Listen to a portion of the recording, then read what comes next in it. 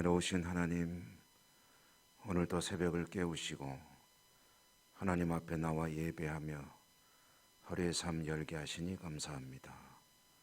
우리 예배를 오늘도 기쁘게 받아 주시옵소서. 은혜 풍성히 내려 주시옵소서. 예수님 이름으로 기도드립니다. 아멘. 303장입니다. 찬송가 303장. 통일 찬송가는 403장.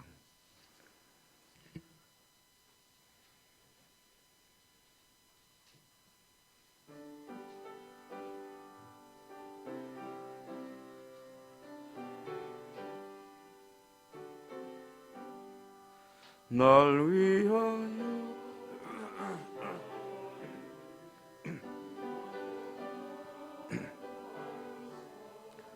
대신 죽은 주 예수의 사랑하신 은혜여, 보배로운 피를 흘려 영영 죽을 죄에서 구속함을 받은 우리 어찌 찬양 안 할까.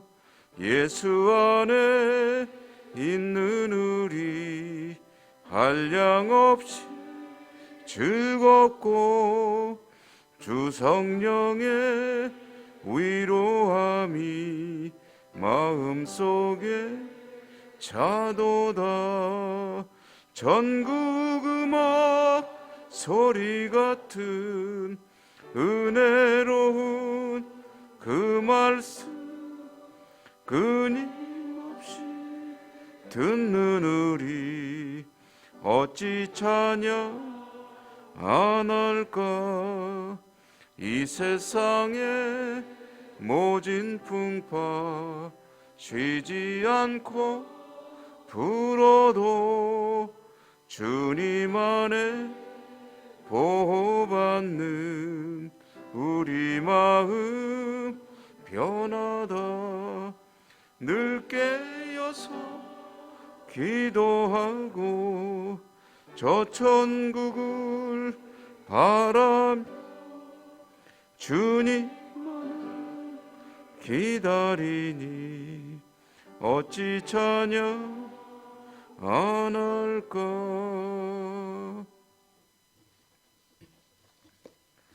시편 33편 읽습니다.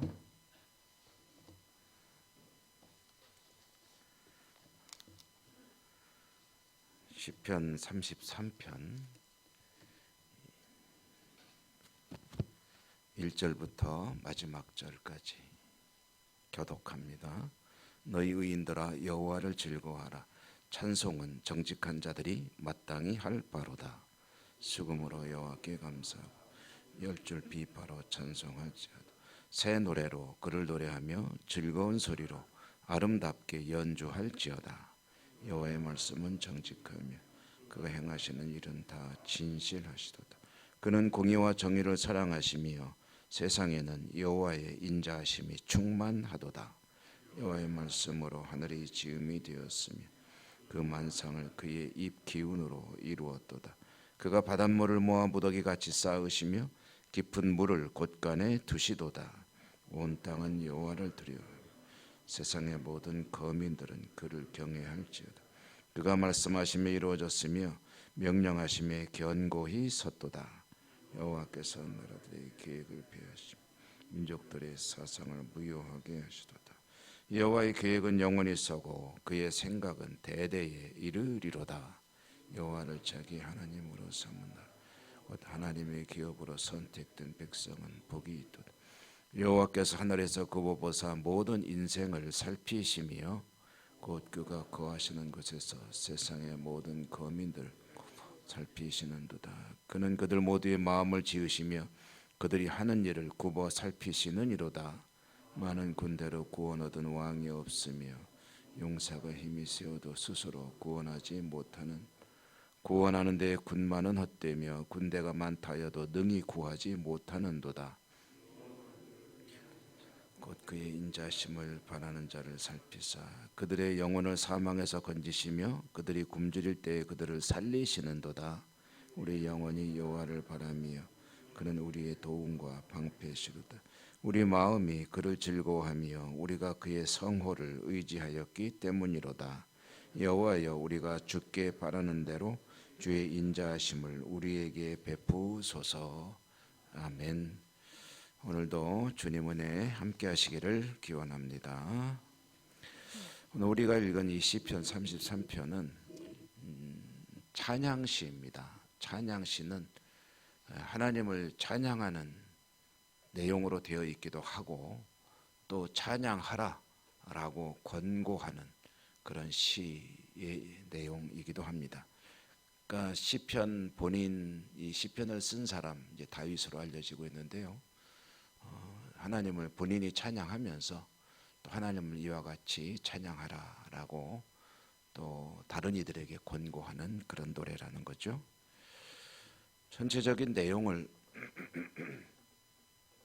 줄거리를 간략하게 이제 정리해 보면 1절, 2절, 3절에서 찬양하라라고 권고하고 있고요.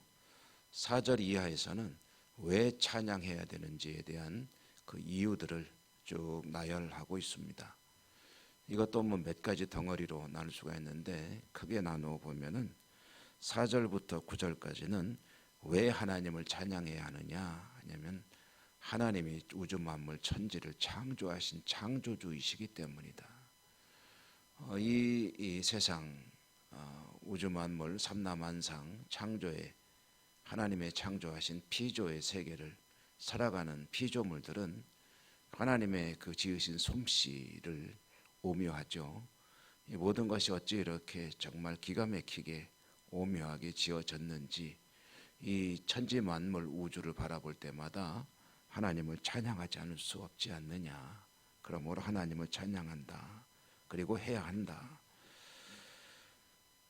하나님이 지으신 이 세계를 바라볼 때 두 가지를 이제 이 시인은 느낀다라고 이야기를 합니다. 하나는 하나님의 의로우심, 하나님이 하시는 일이 조금 더 차질이 없다. 질서 정연하게 돌아가는 이 우주 삼라만상 만물들, 그리고 그 속에 가득 담겨있는 하나님의 이 피조의 세계를 향한 사랑, 하나님이 얼마나 사랑하시는지 그것을 느끼는 거죠.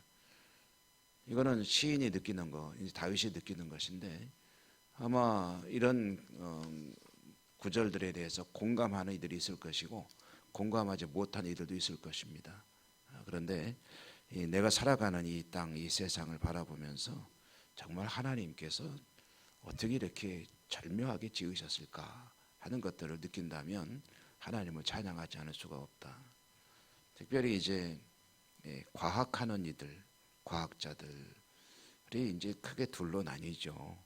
이 창조와 관련해서 어떤 이들은 하나님의 창조를 인정하고 찬양하고 하는 이들이 있는가 하면 어떤 이들은 이제 그걸 부인하고 그러죠. 우주인들 가운데 아주 대표적인 두 사람의 우주인의 말이 생각이 납니다. 소련의 유명한 우주인이었던 이름이 얼른 생각이 안 나는데 가가린이든가 하는 그 양반은 우주에 올라가 보니까 하나님 없더라 라고 말을 했는가 하면은 또 미국의 그 암스트롱 같은 분들은 우주에 가보니까 하나님의 창조가 얼마나 오묘한지를 절로 깨닫게 되더라라고 말을 했다는 거죠. 느끼는 이가 느낍니다. 뭐 느끼지 않는 이들은 않기로 작정하면 어쩔 수 없고요. 그런데 이 세상 모든 피조의 세계를 바라볼 때 정말 하나님의 솜씨가 오묘하다. 정말 절묘하다. 어찌 이렇게 한 채 착오도 없이 돌아가게 만드셨을꼬. 그리고 하나님이 얼마나 이 땅을 사랑하시는지 이런 것들을 느끼고 하나님을 찬양하게 된다라는 그런 이유이고요. 10절부터 12절까지 보면은 이제 인간에게 눈을 돌립니다. 인간을 바라볼 때 얼마나 하나님 앞에 부족한 존재인가. 하나님께서 정말 심혈을 기울여 만드셨잖아요. 그랬는데 하나님께 기쁨과 감사와 영광을 올려드릴 때보다는 그 반대일 때가 참 많으니 얼마나 부족한 존재이냐. 그런데 하나님을 하나님께서 주시는 가장 큰 은혜가 뭐냐면 그럼에도 불구하고 하나님을 자신의 하나님으로 삼을 수 있는 은혜를 주시니 얼마나 감사한 일이냐. 그러므로 하나님을 찬양해야 한다라는 그런 이야기입니다. 이제 다윗이 자기 경험에서 나오는 이야기죠. 자신을 들여다보면 얼마나 흉악합니까? 하나님께 용납될 수 없는 그런 죄를, 전쟁터에 나가면 수많은 사람들을, 물론 전쟁이니까 사람을 죽이지 않을 수 없지만 수많은 인명을 살상하고 평생을 피 흘리며 살아온 인생이고, 그리고 또 범죄도 하나님 앞에 성경에 기록된 것들이 다는 아니지 않겠습니까? 그런데 하나님께서 자신을, 하나님을 나의 하나님으로 삼을 수 있도록 은혜를 주셨으니 하나님을 찬양한다라는 것이죠. 사실 저도 여러분도 그렇지 않습니까? 자격이나 또는 어떤 기준을 놓고 본다면 어떻게 하나님의 백성이라고, 하나님께 이런 은혜를 받으며 살아갈 수 있는 사람이라고 말할 수 있겠느냐. 그런데 하나님이 나를 하나님 백성 삼아주시고 하나님은 나의 하나님이 되어주시고 하는 그것이 너무 감사하다. 그러므로 하나님을 찬양해야 한다라는 이야기죠. 그리고 13절에서 19절까지 보면은 인간이 자신의 힘으로 할 수 있는 것은 아무것도 없다는 것이죠. 인간의 철저한 무능력, 그러나 하나님은 대비할 때 전능하신 하나님이시죠. 특별히 구원과 관련해서 인간은 스스로를 구원할 능력이 전혀 없죠. 완전한 무능력자다 이렇게 말을 하죠. 자기 자신을 구원할 생각도 없고, 그리고 혹시 자신의 절망을 깨닫더라도 스스로를 건질 그런 아무런 힘과 능력도 없는데, 그런데 하나님께서 구원하시고 구원은 오직 하나님으로부터 나오는 것이니 하나님을 찬양해야 하지 않느냐라는 그런 이야기입니다. 20절과 22절 마지막 부분에 보면 하나님의 사랑, 그 은혜로우심을 다시 한번 간구하며 은혜를 구하는 기도로 이 찬양 시는 맞춰지고 있습니다. 이 시편의 내용을 읽다 보면 그런 생각이 들죠. 이런 고백을 하고 이렇게 하나님을 찬양하는 그런 사람의 모습이 전형적인 하나님이 기뻐하시는 그런 사람이 아니겠느냐. 여러분, 사람은 의로운 사람이든 그렇지 못한 사람이든 사실은 따지고 보면 큰 차이 없습니다. 환경이 좀 좋아서 또는 환경이 좀 열악해서, 물론 환경을 탓할 수는 없지요. 아무리 안 좋은 환경이라 해도 거기에서도 환경을 딛고 일어서서 훌륭한 인생을 살아가는 사람이 있는가 하면 정말 좋은 환경에도 불구하고 악의 길로 빠지는 사람도 있으니까 환경이 다는 아닙니다만은, 그러나 어찌 되었든 사람이 사실 근본적으로 따지고 보면 별로 다를 바가 없다. 거의 거기서 거기다. 그래서 하늘에서 바라보니 하나님에서 찾으려고 하죠, 의인을. 근데 찾으려고 했더니 한 사람도 없구나 하고 하나님의 탄식을 이제 시편으로 노래하기도 했죠. 하늘에서 보니 의인이 없으니 하나도 없다. 사람은 다 거기서 거긴데, 그런데 그럼에도 불구하고 하나님을 알고 하나님을 나의 하나님으로 삼고 살아가는, 그래서 그 하나님의 은혜가 생각하면 기가 막히거든요. 생각할수록 기가 막히죠. 나 같은 존재가 어찌 그런 은혜를 입을 수 있는고 라고 고백하면서 하나님께 감사와 찬양을 드리는 그 모습이, 그게 하나님께서 정말 기뻐하시는 사람의 모습이다. 특별한 존재라서가 아닙니다. 하나님께서 그와 같은 구원의 은총을 베풀어 주시고 그의 삶을 하나님의 계획 가운데서 이끌어 가시며 결국은 구원으로 이르게 하시는데, 그 사실을 안다면 자신의 부족함에도 불구하고 하나님을 하나님으로 부르며 하나님께 감사의 찬양을 올려드릴 때, 이것이 하나님이 기뻐하시는 그런 인간의 모습이고 사실 그 자체가 바로 찬양이다라는 그런 이야기입니다. 하나님이 어떤 분인지를 알고 하나님을 찬양하는 것이 정말 복된 인생이고, 그리고 너무 감사한 일이죠. 하나님을 모르고 살았다면 저나 여러분 어떤 인생을 살았을까요? 여러분, 만약에 하나님을 내 인생에서 빼놓는다면 나에게 남는 것이 무엇이 있을까요? 오늘 이 시편을 묵상하다가 문득 요 대목을 좀 생각을 해봤습니다. 오늘 3절에 보면 새 노래로 그를 노래하라, 즐거운 소리로 아름답게 연주하라. 새 노래, 여러분 새 노래가 뭘까요?